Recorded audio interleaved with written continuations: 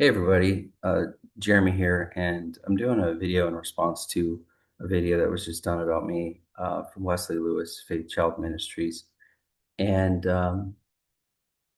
I knew, I knew that some people were going to come out of the woodwork once I started sharing my story about how I was a victim of Shawn Bolz. I just knew it, and I know that's part of the reason why some victims don't come forward because they are going to get attacked for whatever reason afterwards. And there were some very, very serious accusations in her video, and even crimes that were mentioned in her video. And it is extremely concerning.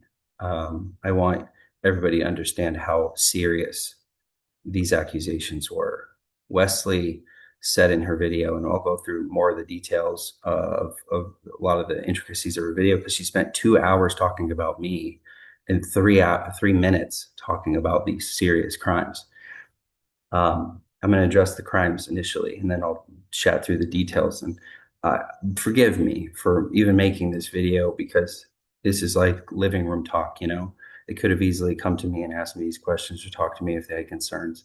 Wesley refused to reach out to me for the last several years. You know, Wesley refused to say anything to me, but yet she's, got these crimes to mention.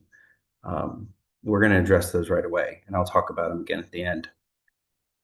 Wesley mentioned that she found child pornography on her laptop at Bolz Ministries, and she refused to let anybody know about it. She said that she made a phone call and reported it, but she didn't tell me as her manager or Shawn or Cherie or accounting or HR. She held it to herself. This is a person who's got a kids ministry. This is very, very concerning that she found child pornography on her computer and didn't tell anybody about it. Why was child pornography on your computer, Wesley? Why didn't you notify me? Why didn't you notify Shawn, Cherie, HR, the accounting department, anybody? Did you tell anybody else? That's extremely concerning, Wesley.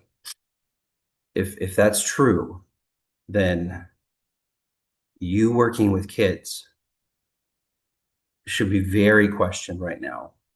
Any involvement that you have with kids should be very questioned based on the judgment that you have of that decision. Very concerning. Second thing, at the end of Wesley's 2 hour video, she's leading up to this crescendo of how evil and, how questionable I am, whatever, all these red flags, she started to see all the red flags, whatever. She mentions that there was a case, which she doesn't give the timing to, potentially uh, an accusation of a case being at expression with child sexual assault or child on child assault or child on child sexual abuse. Not sure exactly her phrase. This, how long have you known about this, Wesley? Have you been sitting on this for years? Like, that's a crime, Wesley. That's absolutely terrible that you know about this and not do anything. You called the police right away, Wesley. Wesley is a ordained reporter. She's an ordained minister, and she's a required mandated reporter. If you hear or see of any crime in this magnitude, you call the police right away so they can investigate it. And Wesley said she made her video and accused me and alluded to me potentially hiding these crimes. Like somehow I'm involved, When I was at Expression, I worked at the coffee shop I ran the coffee shop and I sold some books in the coffee shop for a couple months. I, I don't know about any crimes that took place at Expression. I don't know about any child assaults that took place at Expression. But Wesley decided to make a video in response to my victim story 6 years after I was abused, to accuse me of hiding a child sexual assault at Expression 58 that allegedly happened. Wesley, have you been sitting on this for years, knowing about this and never said anything and running a kids ministry? That is extremely concerning. Extremely concerning. Now, I need to add at the end of this video, after I'm done processing it, I'm going to try to figure out where Wesley is. I'm going to call the police and I'm going to have her investigated for harboring these stories of crimes committed against kids. Because she just alluded to the fact that she knows about two crimes that took place and she hasn't told anybody. It's very concerning, very, very concerning.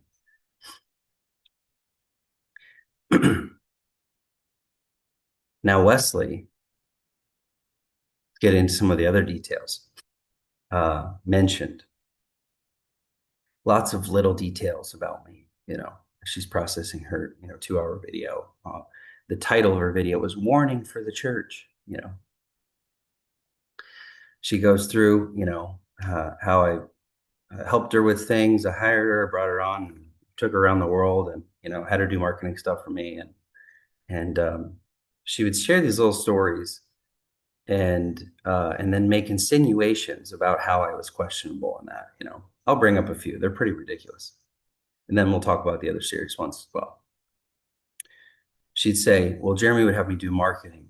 And he asked for me to ask, I would do marketing and I'd be searching up people and then I'd get their name and their email. And he had me look up people that were free to some of our conferences. We gave free registration for some of our conferences to students, of other ministries. She'd say, well, he'd make them register. He'd make them like register. And I'm like, yeah, of course, because if they didn't pay to get in, you could get their email and their information and market to them later. We sell books, we sell courses, we sell other events. Like, why would you not get their information? People are like, well, it's shady if you're asking for information on free people that are coming in. You're like, not if you have a brain. I'm running marketing for a ministry. Of course you want everyone's information. That's a no-brainer. And then Wesley would bring up situations and stuff like, at the Dallas event, we did a Dallas symposium. I think it had like something like 20 speakers or some crazy number. It was a big event. She's like, it was empty and I couldn't figure out why it was empty. And, it's just like this conspiracy of like talk. I mean, yeah, it doesn't make any sense to Wesley. She's just running her own thing and maybe doesn't understand the dynamics of how it all works. But, the Dallas Symposium was single-handedly paid for by one donor. And so it was paid for. This was a big event. And, it was somewhat, I think, last minute in terms of putting it together. 90 days, we had 90 days to put it together. And we did registration ticketed event stuff. We tried to fill it up as much as we can, but it was a huge venue and we didn't have like a year to market it. So we had paid registrations and we had lots of speakers, lots of music, lots of art, and I think 20 something speakers, lots of people there.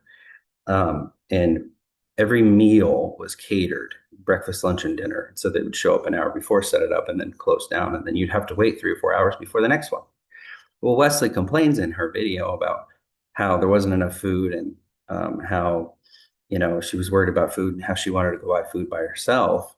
Well, Wesley has always had problematic relationship with food. She has an addictive personality, and she's had 2 emergency gastro bypass surgeries, and she's got an addictive personality, and so one of her vices is food, and it was always food. So she'd go into a room, you'd have 10 people, and you have 20 sandwiches, and she'd be like, "Oh, we need to get more food," and it's like it's fine, but to make it seem like I'm not feeding people at a conference that we put on is like, what? Really?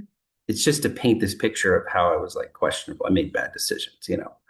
Um, And really, the person who's making all the bad decisions so far is you, Wesley, in this video. But we'll proceed.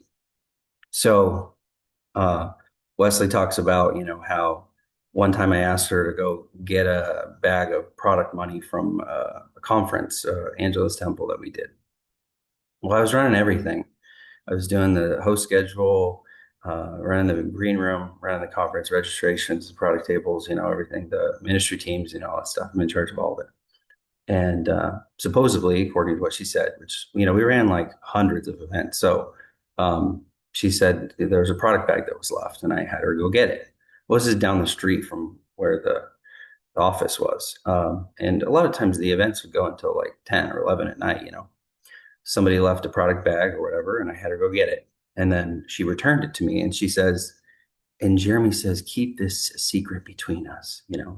And she's adding all these little details like he's walking his dog and we're handing the bag. And she made it seem like it was some secret mission, and I don't want to, tell anybody. Like, the product is going to get reconciled based on the digital sales with cash transactions, the checks, the credit cards, everything the next day or the next business day when we're in. Sometimes I'd hang on to the cash bags over the weekend because we weren't back in the office. Every penny was accounted for. Not 1 cent was missing on every product that was sold that was in my charge. I'm not aware of any mishandling of money at Bolz Ministries in terms of the cash transactions and the donations. So that insinuation is gross. It's bad. That's terrible, Wesley. And she'd talk about how I'd take her on these other trips, and I asked her to do kids events, and I did. I brought her, I think we went to Australia and England, Manchester, and Canada, I think maybe, and then a bunch of US stuff. And she'd come in and she'd host events with Shawn, and then she'd also do admin and marketing work. I brought her in because she needed help, the money. Her ministry wasn't paying the bills, and I could have hired anybody to do that admin work, but she was close, and she had been hanging out around Shawn and Bolz Ministries for a while. So I had her do stuff like that. Trying to think of some of the other things that she'd mentioned. I'll come back around to it. And then she gets into this the two lawsuits that were brought against me. And she does these partial clips of some of my videos, whatever fits the narrative, right? She clips a little like 10 seconds or 5 seconds of what I'm saying and then, tries to spin it. So at the end of my time with Bolz, it was contentious. I mentioned all this in my first video. I could tell it was time to go. Shawn and Sheree were creating more and more narratives. Shawn would tell me stories about how former employees had dirt on me and they were questioning how I was treating them, and he was building this thing. And then these accusations came, and these accusations came from Wesley's best friends, two of Wesley's best friends, and I was doing a lot of stuff then. I was working with other ministries, helping them out. I was consulting. I did a lot of consulting work. People would call me. I do marketing. I do email stuff. I had a company that did social media campaigns, and because I was good at it. So I worked with a lot of people, and there was a guy named Jack. He wanted help with his social media and podcasts and stuff. So I got hired to help him with that.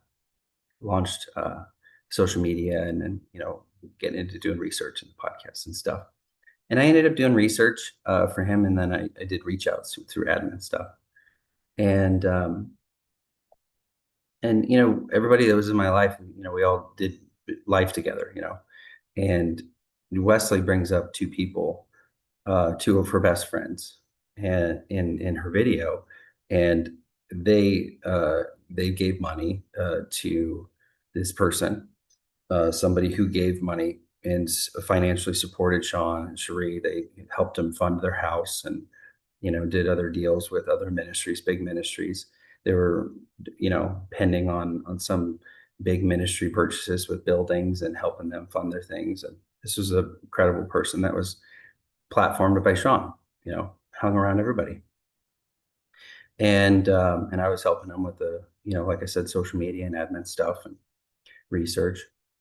And then they give money. I give money. I'm supporting him too. I'm financially supporting him. I'm out of my own money, my own businesses. I'm financially supporting him. And I'm not saying, I didn't get paid for the first several months of work. I did for my admin work, but they, I guess, ended up giving money, and the money didn't come back to them. And so they ended up pursuing me because I was the only person that was present. I was the only one around. They couldn't find this person. Um, they they had accusations, and they filed lawsuits against me. Started with one. Um, One person that first filed was getting paid by Shawn the entire time they were filing a lawsuit against me, and they they accused me of like 16 things. Um, and it went, through, the legal system, and I had to hire an attorney and had to defend myself. And then at the end of it, they signed a paper after discovery that said they release me of all litigation, and it's with prejudice forever. They signed an agreement that they're not allowed to legally pursue me for the rest of my life and for the rest of their life. That was the conclusion of the first one. And this was one of the main accusations that was brought against me. One of them, not all of them. Obviously, there was many others, but one of the accusations. So I fought this for 18 months. I spent my own money. I hired a lawyer. I had to go through the whole thing. They were nasty about it too. They just, what they do is, like I said, you could file a lawsuit against anybody. You could say anything, and then they have to go and prove innocence. So the whole system, it sounds like innocent until proven guilty. Not when you get sued. You get sued and you have to go spend money to defend yourself. And it's not about the truth. It's about them just wanting something from somebody and anybody in the room, and anybody and everybody that may have been involved, even worked for, been around, been a friend of, they'll just put you in the lawsuit. And you're like, well, why would anybody do that? You're like, it happens every day. Um, they even put companies and people in these lawsuits that I've never heard of. I have no association with. Um, so what they do is it's like a spaghetti on the wall thing. They literally just will try to ping as many people or in many things because they looking for the lawyers looking for money. How can we get paid? And I understand it from that sense. Like if I'm the only one showing up to defend myself, then I'm a main target because I'm the only one that showed up to talk. Because I was trying to clear my name. I'm like, I didn't do anything wrong here. So at the end of that first one, they signed a letter, voluntarily signed a letter, and released me of any and all claims, and with prejudice. So, which is forever, forever. And so I'm like, okay, that sucked because I was getting sued by one of my friends, and instead of trying to work it out, trying to get the facts, trying to understand, they just got fear. They got scared, whatever, whatever, whatever. They didn't want to actually, sort through it. Maybe they weren't getting the traction they needed, whatever. And they sued me, and then it was released. So, and this happened a second time. So this is like, multiple years now that I've had to defend myself in court. And through legal process, legal proceeding with accusations of my involvement. And I defended myself. I paid for the lawyers. I went through the emotional pain. Oh, by the way, on the first one, I forgave them, and I didn't make them pay for my legal fees because this was my former friend who doesn't understand what's going on. Um, they're clearly hurt. They're broken, and they lost money. So did I. and um, and they're just looking for anybody they can get something from. I get it. I understand it entirely. But that's settled. It's done. Then the second one comes in and tries to get a quick judgment, files it to a fake address and all these things and tries to just get a judgment on me. And I go and I defend myself. And then they try again and then they start it over. They didn't like the discovery and then they start it over. And, I'm having to spend money on a lawyer every single month. I'm sending a check to a lawyer, to defend myself. And they're doing every which way they possibly can to try to see if they can get a judgment against me. And that one uh, ended because they terminated it. And then there was a third one, and this is brought by the same individual. Um, and they ended up filing very similar paper at the end, which voluntarily released me of any and all claims. And they are legally not allowed to pursue me for the entirety of my life on these claims and for the entirety of their life forever. Like that's what they signed. That's what the judges agreed to. This is what's filed. And so um, it's obviously very upsetting to Wesley and her best friends, right? Um, they feel like it's unresolved and they've got to somehow come up with some other narrative and some other thing to create a story. I guess what 5 years after 6 years after I left, and some of these suits were settled years and years ago. But in Wesley's video, she makes it seem like um, this is an urgent message for the church. That's what she said in her video. She failed to mention after she brought up random text messages and random little emails that were given to her by her best friends. She fails to mention that they're already resolved legally speaking, and there's nothing that I've been, uh, found guilty of. I've been released of all claims. I've been, I was tried before, multiple, years of having to defend myself and released of all claims. So the very reason I was forced to quit Bolz Ministries, one of the reasons, there's a handful. One of the reasons I was forced to quit at Bolz Ministries after like 18 months or something like that, I was released. And nobody said an apology. Nobody gave me my job back.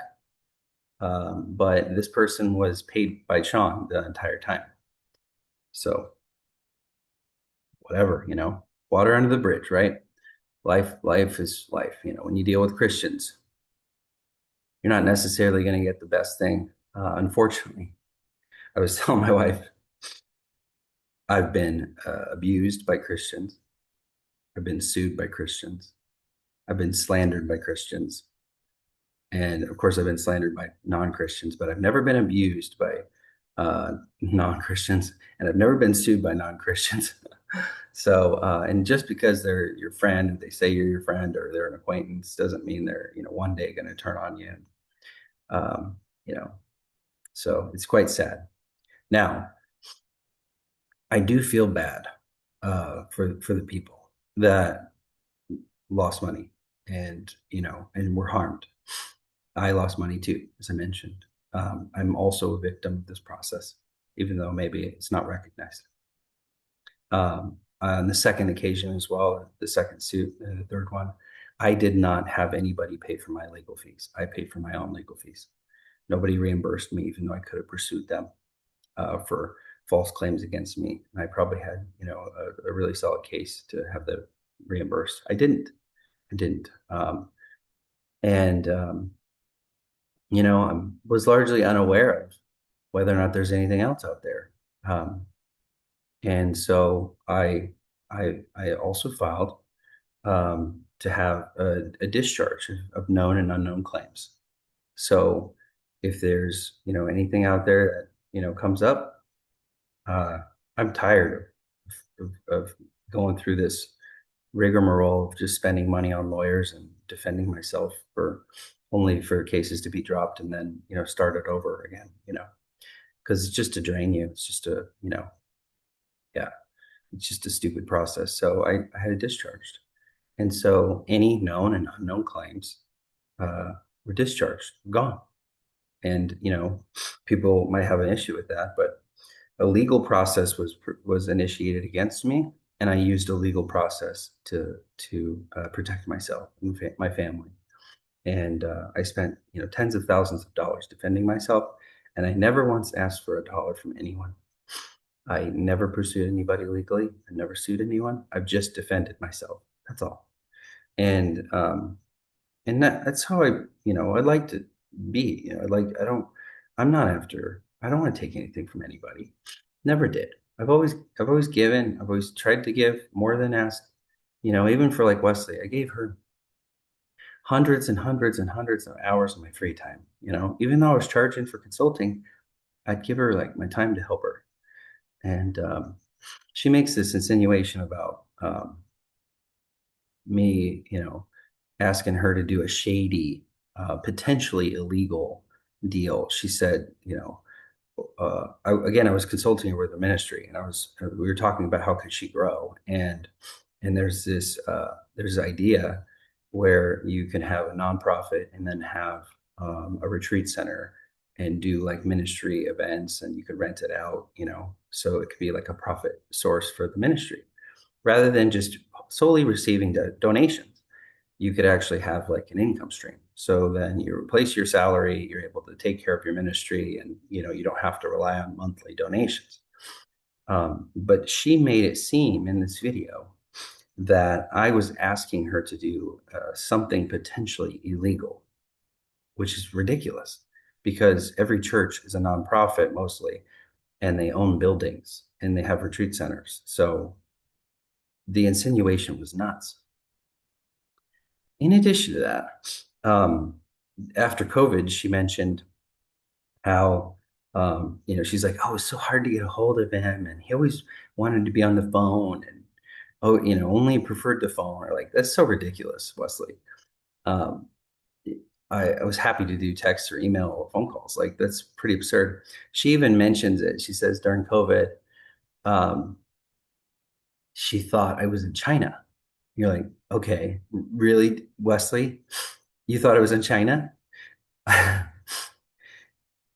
You thought I was hanging out in Wuhan during COVID, even though the flights, it was against the law to fly there. The airspace was shut down. You think I'm going to go hang out in China?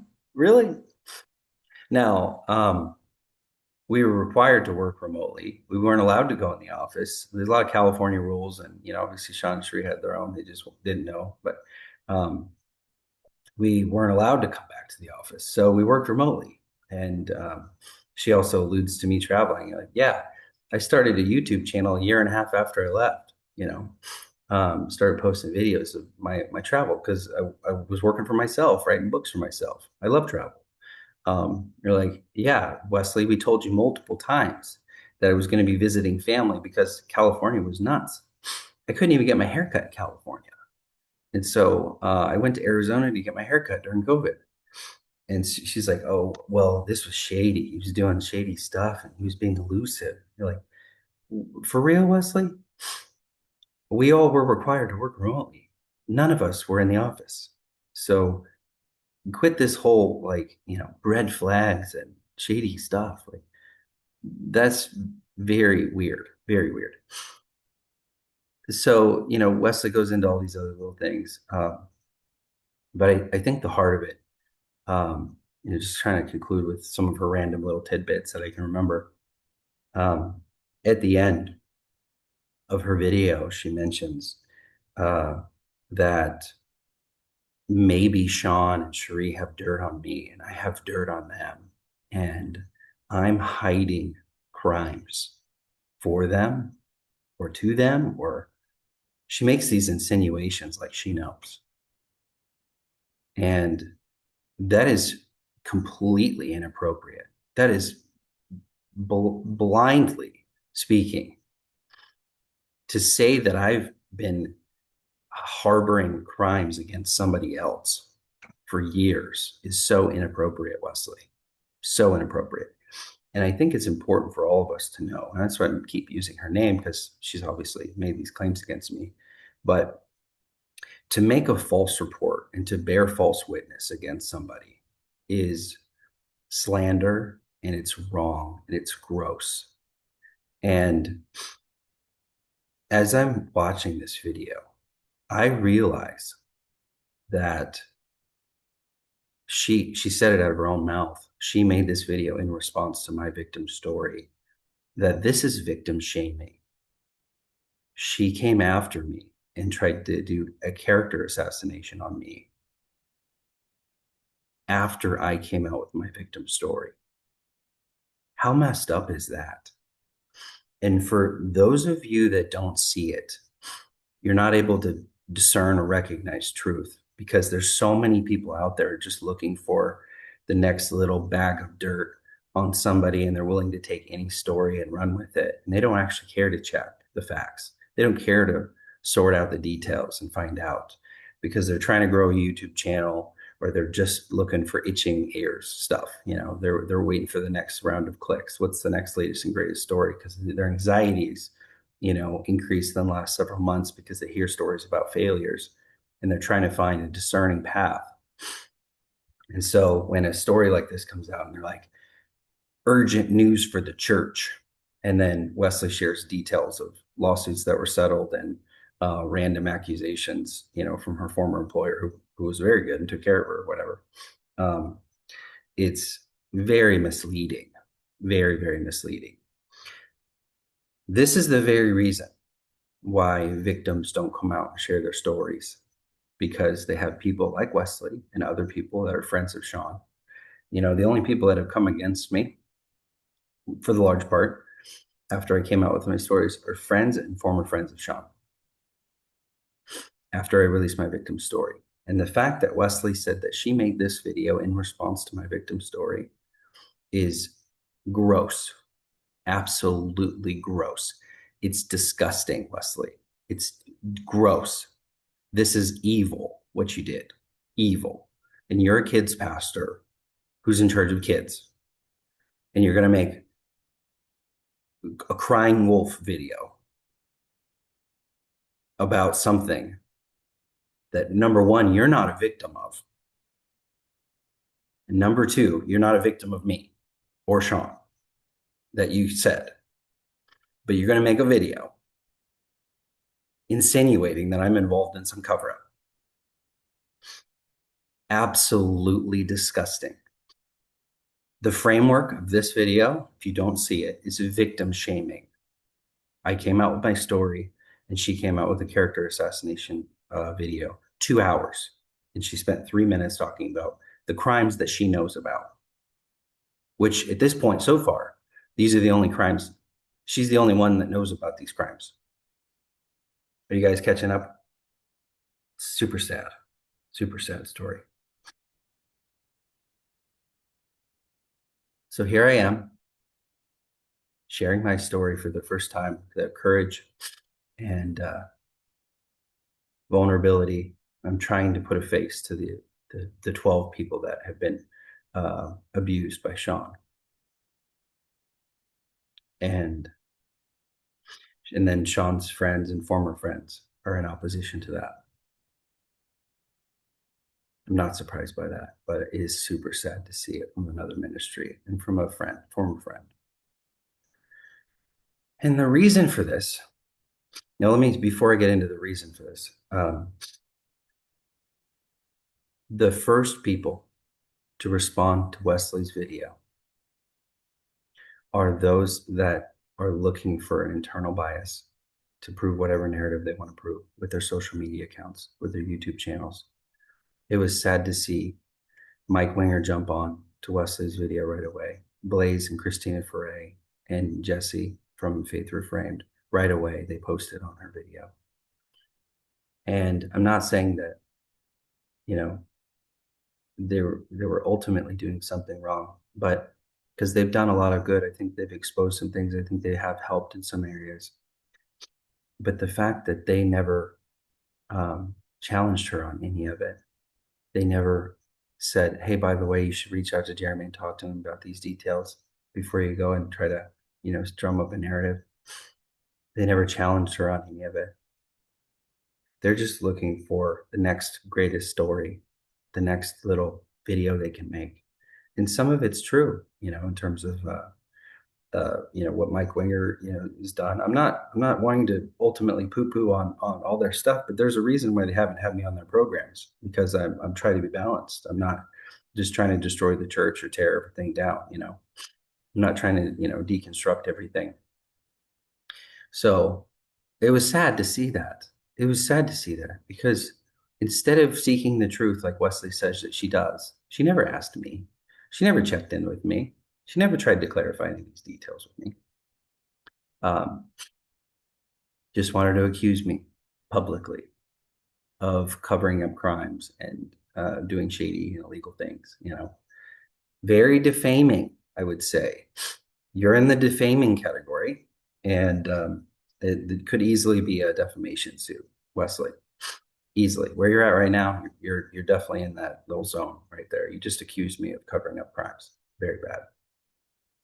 So why would Wesley make this video? I ask myself. Number one, her best friends have been wronged, and I feel bad for all of them. I have been wronged too. Um, and she's trying to see what she can do to help them. So they went through the legal system. It didn't work. And so now she makes this video to try to, defame me. And the second thing is, and this is what I own. I want to own this part, definitely, because I'm looking for every opportunity where I can be transparent. I can show radical ownership. And I'm sharing this process to you because I know you guys care about these things. I I was moved in hearing, I think, the undertones of not just preservation and protection, of like them not being able to protect themselves or know what was going on with Shawn, but I alluded to it in the beginning. I thought that in the beginning of my video, my first video, I thought that Shawn did his bad behavior, his evil behavior, just with me, and I carried that, um, thinking that it was just about me. I didn't think that it would be about anybody else, especially in public, right? In terms of the grotesque stuff, the evil stuff. Um, I only thought it was just with me. So that's why I felt like, okay, I can still be around people, and we're not going to have any issues, because if you're on stage, you're not sexually sinning, against people, right? And so there's not issues there. So like I'm not feeling like I need to call the police. I'm not feeling like I need to, um, alert everybody and let everybody know. Like I felt like it was just against me, and I held that in and I didn't share anything. And I say in my second video, I felt like maybe some of those reasons were selfish, right? Just, uh, single, income and a lot of seasons of working with him, and I had some desires to pursue ministry, and I was trying to keep everything going. But I realized the undertones in her video were pain from not knowing, and I own that. I feel bad about not having enough courage to share, um, and not having enough courage to tell people about what was going on with Shawn, um, and his behavior. And I feel bad knowing that they were invited into an environment and they did not know about these things that I knew about what happened to me. And that put them in a vulnerable state where they feel violated, they feel like trust was broken, they feel like I was supposed to help them, I was supposed to cover them, and I do feel like I failed them, and I do feel the pain of that. And I realize that, in her video, and I'm so sorry for not having the courage to speak up about what happened to me, to protect you, Wesley, and the other employees, and in extension to that, all the other people that, the ministry and the people that we came to speak to.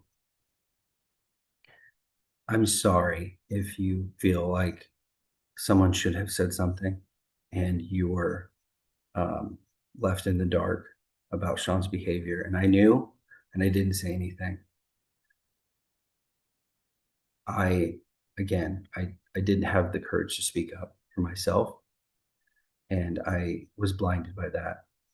And, um, and I'm very sorry because I could see a scenario in which I'm on the other side of that and I'm invited into an environment with a predator and um, and I would feel very vulnerable and I would feel taken advantage of and I would feel betrayed.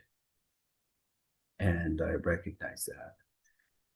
And and that weighs on my heart and I'm very sorry. I am.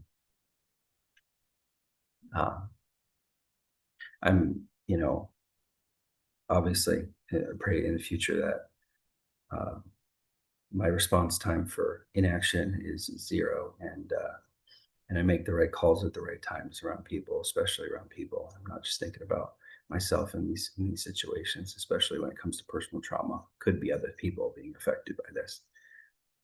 Um, I had convinced myself it was just me, and uh, and now I'm realizing the vulnerability of it is I don't know what happened to other people afterwards, or when I wasn't there. So I'm very very sorry about that. I'm trying to own that piece. Um, and that goes for all the other employees and everybody else that volunteered that were put in this position. And I knew something. I didn't say anything with that about my personal trauma. Um, Wesley makes an insinuation in her video, as I mentioned, that I may know other things and I'm hiding it. That that insinuation is a lie. I've shared what I know. And I'm sure you went through all of your emails and your text messages and you sat down and you schemed to try to see if you can spin up a narrative, to make me look bad. Whatever. I don't care. It's fine. Um, but don't come on uh, a public platform and accuse people of hiding crimes, Wesley. At this point, right now, when I make this video, you're the only one that knew about the child pornography on the laptop from what you mentioned on your laptop. And you're the only one that knows about an assault, a child sexual assault that took place potentially at Expression 58. And if you knew about this for a long time, then that is absolutely disgusting and it's gross. And if you know about this because you mentioned in your YouTube video when I challenged you on this, if it's recent, then why the hell would you get on here and make a 2-hour video about me if you know about an assault that took place down the street? That's pretty messed up, Wesley. And I feel like you just admitted to crimes that you're involved with. And I'm worried. Number one, I don't think you should be around kids if that's the case. Number two, I'm worried that these aren't going to be properly investigated if you're the one that's releasing this information. So after I'm done with this video, I'm going to find out where you are. I'm going to call the police and I'm going to have them investigate you to figure out what happened to these situations. Especially if you just said you found out this week. Why wouldn't you call the police immediately? You're a mandated reporter, Wesley. I think you just ended your kids' ministry by making this video. And I'm very sorry that you did that. But who's going to trust their kids with you now, Wesley? So instead of making videos where you're crying wolf, saying urgent message for the church, and you're trying to victim shame somebody who came out as a real victim,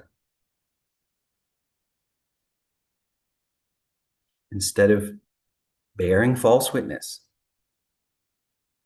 and making up stories and insinuating narratives, you just admitted to knowing about 2 crimes against kids. What have you done about it, Wesley? That's very, very concerning. So I'm going to try to figure out where you are so I can call the cops and have them investigate you to find out where these kids are and make sure they're safe.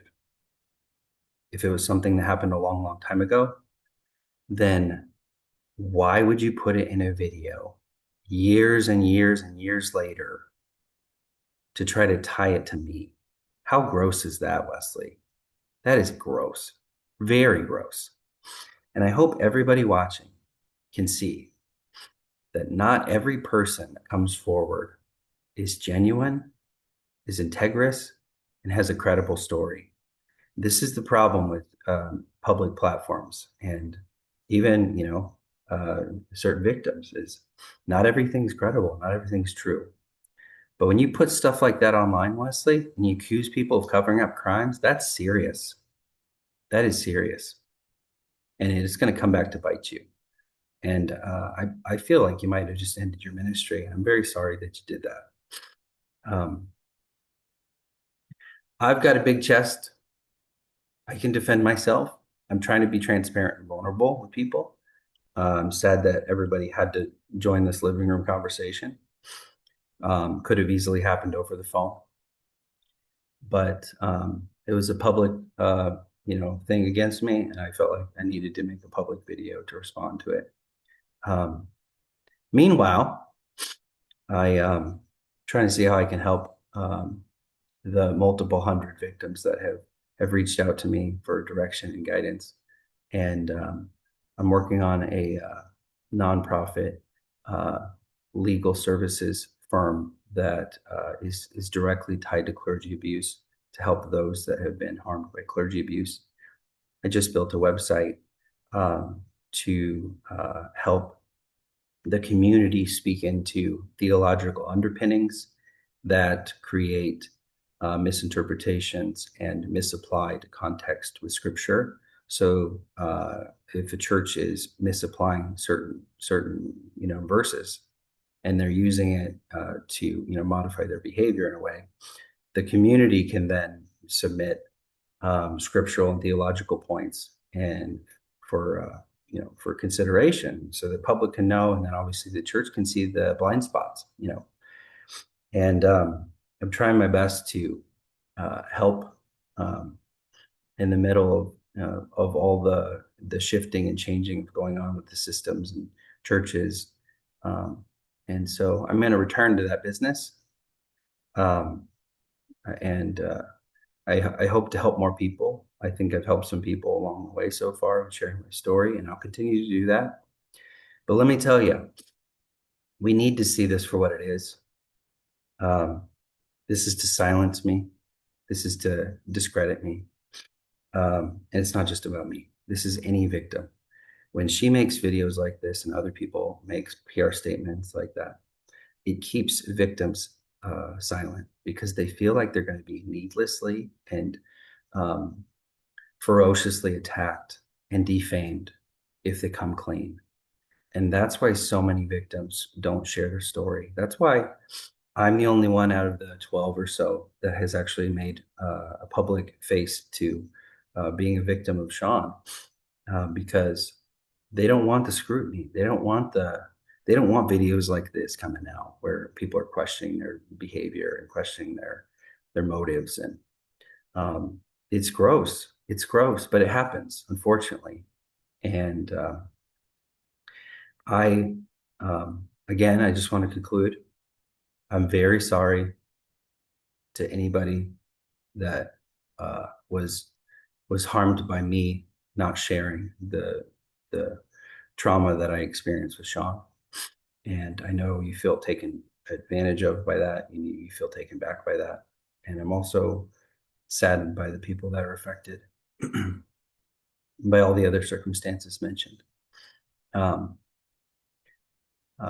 Let's hopefully return to a place where we're being productive and we're building the kingdom and we're sorting the wheat from the chaff. And we're, even doing the Jeremiah thing, um, let's go back to that place where we're building and we're growing together.